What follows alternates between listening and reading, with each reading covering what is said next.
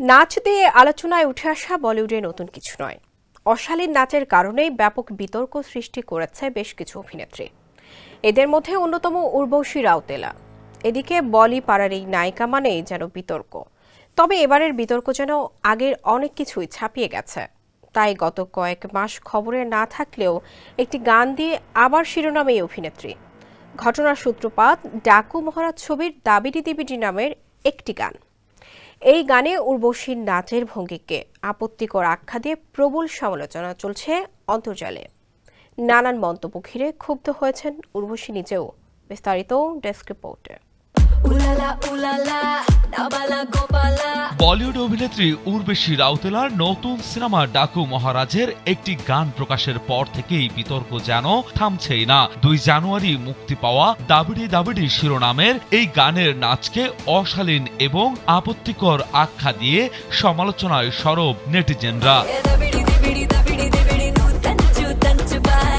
গানের মূল সমালোচনার কেন্দ্রবিন্দুতে রয়েছে উর্বশীর আবেদনময়ী নাচ। অন্যদিকে 64 বছর বয়সী তেলেগু তারকা নন্দমুরি বালাকৃষ্ণের সঙ্গে এই পারফরমেন্স নিয়েও কটাক্ষ করছেন অনেকেই।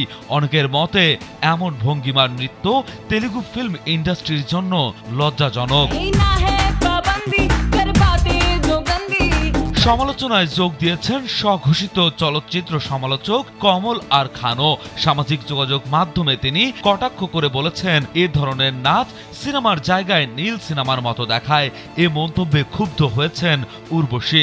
সামাজিক যোগাযোগ মাধ্যমে লিখেছেন, যারা জীবনে তেমন কিছুই অর্জন করেননি তারাই অন্যের পরিশ্রমের সমালোচনা করেন। প্রকৃত শক্তি অন্যকে ছোট করার মধ্যে নয়, বরং তার কৃতিত্বকে স্বীকৃতি দেওয়ার মধ্যেই নিহিত।